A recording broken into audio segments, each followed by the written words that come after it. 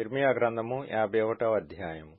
యెహోవా ఇలాగ సెలవిచ్చుచున్నాడు, ఇదిగో నేను బబులోను మీదికిని దానిలో కాపురము చేసి నాకు విరోధముగా లేచిన వారి మీదికిని ప్రచండమైన వాయువును రప్పించెదను. అన్యదేశస్థులను బబులోనునకు పంపుచున్నాను. వారు ఆ దేశమును తూర్పార పట్టి దాని వట్టిదిగా చేయుదురు. ఆపద్దినమున వారు నలుదిక్కుల నుండి దాని మీదికి వచ్చెదరు. విలుకాని మీదికి విలుకాడు విల్లు త్రొక్కవలెను. కవచము వేసుకొని వాని మీదికిని విల్లు త్రొక్కవలెను. కల్దీయుల దేశములో జనులు హతులై పడునట్లును, దాని వీధులలో వారు పొడవబడి కూలునట్లును యవ్వనులను కొట్టక మానకుడి. దాని సర్వ సైన్యమును బొత్తిగా నిర్మూలము చేయుడి. తమ దేవుడును సైన్యములకధిపతియునగు యెహోవా ఇశ్రాయేలు వారిని యూదావారిని విసర్జింపలేదు గాని ఇశ్రాయేలు పరిశుద్ధ దేవునికి విరోధముగా తాము చేసిన అపరాధముతో వారి దేశము నిండియున్నది. మీరు దాని దోషములలో పడి నశింపకుండునట్లు బబులోనులో నుండి పారిపోవుడి. మీ ప్రాణములు రక్షించుకొనుడి. ఇది యెహోవాకు ప్రతీకార కాలము. అది చేసిన క్రియలను బట్టి ఆయన దానికి ప్రతీకారము చేయుచున్నాడు. బబులోను యెహోవా చేతిలో సర్వభూమికి మత్తు కలిగించు బంగారు పాత్రయ్యుండెను. దాని చేతి మద్యమును అన్యజనులు త్రాగి మత్తిల్లియున్నారు. బబులోను నిమిషమాత్రములోనే కూలి తుత్తునీయులాయెను. దానిని చూచి అంగలార్చుడి. అది స్వస్థత నొందునేమో. దాని నొప్పి కొరకు గుగ్గిలము తీసుకొని రండి. మనము బబులోనును స్వస్థపరచగోరితిమి, అయితే అది స్వస్థత నొందలేదు. దాని విడిచిపెట్టుడి. అది మన దేశములకు వెళ్ళుదము రండి. దాని శిక్ష ఆకాశమంత ఎత్తుగా సాగుచున్నది. అది మేఘములంత ఉన్నతముగా ఎక్కుచున్నది. యెహోవా మన న్యాయమును రుజువుపరచుచున్నాడు. రండి, సీయోనులో మన దేవుడైన యెహోవా చేసిన పని మనము వివరించుదము. బాణములు చికిలి చేయుడి, కేడెములు పట్టుకొనుడి. బబులోనును నశింపజేయుటకు యెహోవా ఆలోచించుచున్నాడు. మాదీయుల రాజుల మనస్సును దాని మీదికి రేపుచున్నాడు. అది యెహోవా చేయు ప్రతిదండన, తన మందిరమును గూర్చి ఆయన చేయు ప్రతిదండన. బబులోను ప్రాకారముల మీద పడుటకై ధ్వజము నిలువబెట్టుడి. కావలి బలము చేయుడి. కావలి వారిని పెట్టుడి. మాటులను సిద్ధపరచుడి. బబులోను నివాసులను గూర్చి తాను సెలవిచ్చిన దానిని బట్టి యెహోవా తీర్మానము చేసిన పని తాను జరిగింపబోవుచున్నాడు. విస్తార జలముల యొద్ద నివసించుదానా, నిధుల సమృద్ధి గలదానా, నీ అంతము వచ్చినది. అన్యాయ లాభము నీకిక దొరకదు. గొంగలి పురుగులంత విస్తారముగా మనుషులతో నేను నిన్ను నింపినను శత్రువులు నీ మీద కేకలు వేయుదురు. నా జీవము తోడని సైన్యములకధిపతియగు యెహోవా ప్రమాణము చేయుచున్నాడు. ఆయన తన బలము చేత భూమిని సృష్టించెను. తన జ్ఞానము చేత ప్రపంచమును స్థాపించెను. తన ప్రజ్ఞ చేత ఆకాశమును విశాలపరచెను. ఆయన ఆజ్ఞ ఇయ్యగా జలరాశులు ఆకాశ మండలములో పుట్టును. భూమి అంత భాగములలో నుండి ఆయన ఆవిరి ఎక్కచేయును. వర్షము కలుగునట్లుగా ఆయన మెరుపులు పుట్టించును. తన ధనాగారములలో నుండి గాలిని రావించును. తెలివిలేక ప్రతి మనుష్యుడు పశుప్రాయుడు. పోతపోయి ప్రతివాడును తాను చేసిన విగ్రహమును బట్టి అవమానమొందును. అతడు పోత పోసినది మాయారూపము, దానిలో ప్రాణమేమీయూ లేదు. అవి ఆశను చెడగొట్టు మాయాకార్యములు. విమర్శ కాలమున అవి నశించిపోవును. యాకోబునకు స్వాస్థ్యమగువాడు వాటి వంటి వాడు కాడు. ఆయన సమస్తమును నిర్మించువాడు. ఇశ్రాయేలు ఆయనకు స్వాస్థ్యముగానున్న గోత్రము. సైన్యములకధిపతియగు యెహోవా అని ఆయనకు పేరు. నీవు నాకు గండ్రగొడ్డలి వంటి వాడవు, యుద్ధాయుధము వంటి వాడవు. నీ వలన నేను జనములను విరుగగొట్టుచున్నాను. నీ వలన రాజ్యములను విరుగగొట్టుచున్నాను. నీ వలన గుర్రములను రౌతులను విరుగగొట్టుచున్నాను. నీ వలన రథములను వాటి నెక్కిన వారిని విరుగగొట్టుచున్నాను. నీ వలన స్త్రీలను పురుషులను విరుగగొట్టుచున్నాను. నీ వలన ముసలివారిని బాలురను విరుగగొట్టుచున్నాను. నీ వలన యవ్వనులను కన్యకలను విరుగగొట్టుచున్నాను. నీ వలన గొర్రెల కాపరులను వారి గొర్రెల మందలను విరుగగొట్టుచున్నాను. నీ వలన దున్నువారిని వారి దుక్కిటెద్దులను విరుగగొట్టుచున్నాను. నీ వలన ఏలికలను అధిపతులను విరుగగొట్టుచున్నాను. బబులోనును కల్దీయుల దేశ నివాసులను మీ కన్నుల ఎదుట సీయోనులో చేసిన కీడంతటికీ నేను వారికి ప్రతీకారము చేయుచున్నాను. ఇదే యెహోవా వాక్కు. సర్వభూమిని నశింపజేయు నాశన పర్వతమా, నేను నీకు విరోధిని. ఇదే యెహోవా వాక్కు. నేను నీ మీదికి నా చేయి చాపి శిలలపై నుండి నిన్ను క్రిందికి దొరలించుదును. చిచ్చు పెట్టిన కొండవలే ఉండజేయుదును. మూలకు గాని పునాదికి గాని నీలో నుండి ఎవరునూ రాళ్లు తీసుకొనరు. నీవు చిరకాలము పాడైయుందువు. ఇదే యెహోవా వాక్కు.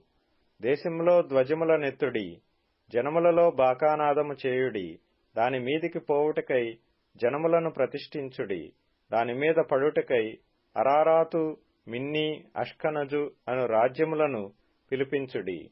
దాని మీదికి జనులను నడిపించుటకై రోమము గల గొంగళి పురుగులంత విస్తారముగా గుర్రములను దాని మీదికి రప్పించుడి.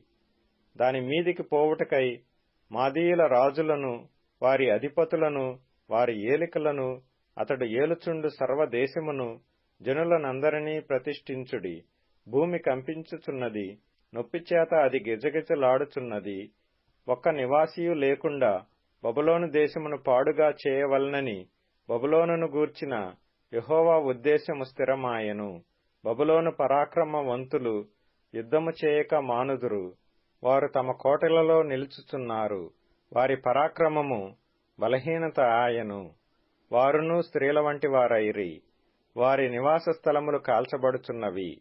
వారి అడ్డగడియలు విరిగిపోయెను.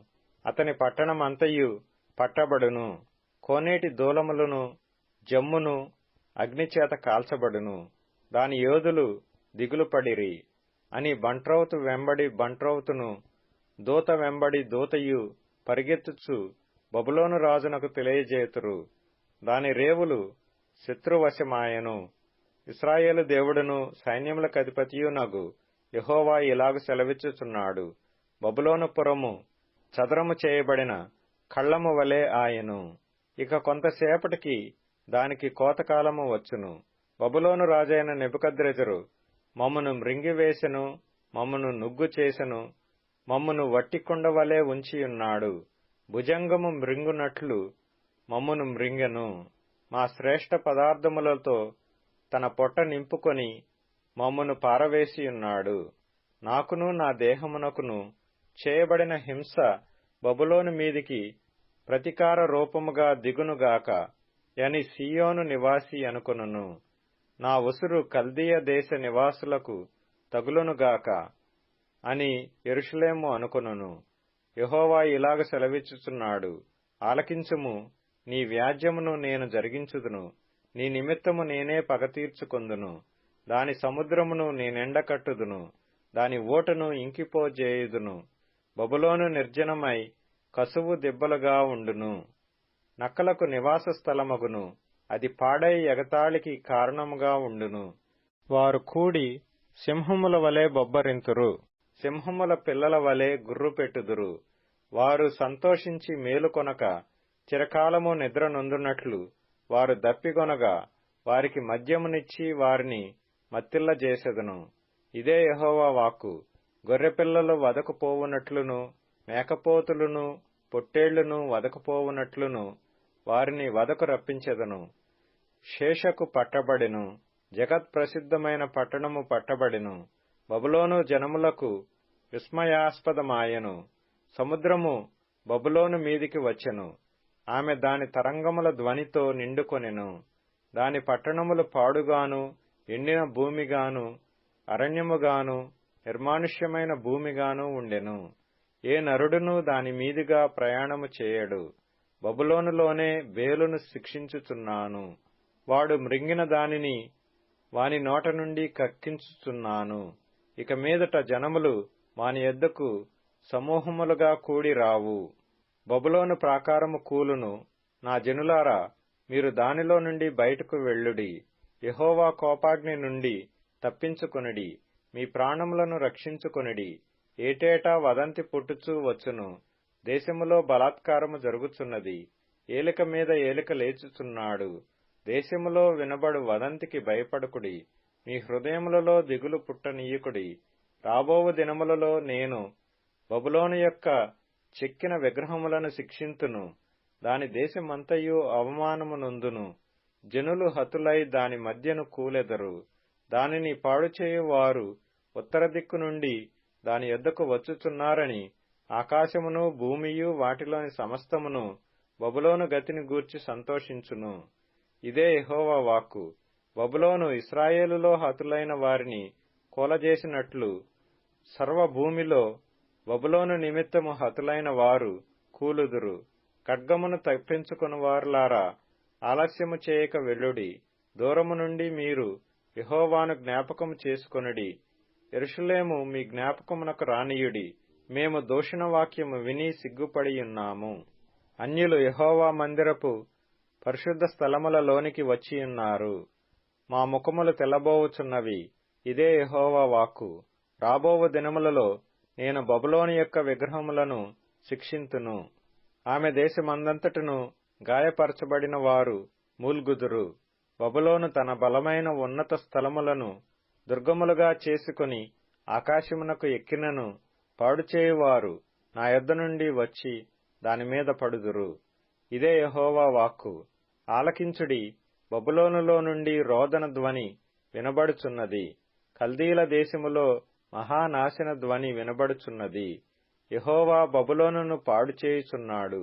దాని మహాఘోషను అణచివేయుచున్నాడు. వారి తరంగములు ప్రవాహ జలముల వలె ఘోషించుచున్నవి. వారి ఆర్భాటము వినబడుచున్నది. బబులోను మీదికి పాడుచేయువాడు వచ్చుచున్నాడు. దాని బలాఢ్యులు పట్టబడియున్నారు. వారి విండ్లు విరిగిపోయినవి. యెహోవా ప్రతీకారము చేయు దేవుడు గనుక నిశ్చయముగా ఆయన క్రియకు ప్రతిక్రియ చేయును. దాని అధిపతులను, జ్ఞానులను, అధికారులను, సంస్థానాధిపతులను, బలాఢ్యులను మత్తిల్లజేసెదను. వారు చిరకాల నిద్ర నొంది మేలు కొనకపోదురు. ఇదే రాజు వాక్కు. సైన్యములకధిపతియగు యెహోవా అని ఆయనకు పేరు. సైన్యములకధిపతియగు యెహోవా ఈ మాట సెలవిచ్చుచున్నాడు. విశాలమైన బబులోను ప్రాకారములు బొత్తిగా పడగొట్టబడును. దాని ఉన్నతమైన గుమ్మములు అగ్నిచేత కాల్చివేయబడును. జనములు వృధాగా ప్రయాసపడుచున్నారు. అగ్నిలో పడుటకై ప్రయాసపడుచున్నారు. ప్రజలు చూచి అలయుచున్నారు. సిద్కియా ఏలుబడియందు 4వ సంవత్సరమున సెరాయా దండు భోజన సామగ్రికి అధికారియయుండి సిద్కియాతో కూడా బబులోనునకు వెళ్ళినప్పుడు నేరియా కుమారుడును మహనయ్య మనమడునైన ఆ సెరాయాకు యిర్మీయా ఆజ్ఞాపించిన మాట.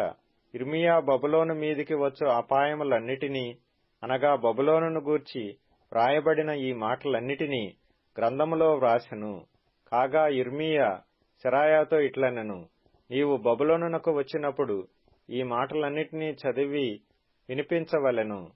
ఈలాగున నీవు ప్రకటింపవలెను: యెహోవా మనుషులైనను జంతువులైనను మరి ఏదైనను ఈ స్థలమందు నివసింపకపోవుదురనియు అది నిత్యము పాడుగా నుండుననియు దానిని గూర్చి నీవు సెలవిచ్చితివి. ఈ గ్రంథమును చదివి చాలించిన తరువాత నీవు దానికి రాయి కట్టి యూఫ్రటీసు నదిలో దాని వేసి, నేను దాని మీదికి రప్పింపబోవుచున్న అపాయముల చేత బబులోను మరలా పైకి రాలేక అలాగే మునిగిపోవును, దాని జనులు అలసియుందురు అను మాటలు నీవు ప్రకటింపవలెను. యిర్మీయా యొక్క మాటలు ఇంతటితో ముగిసెను.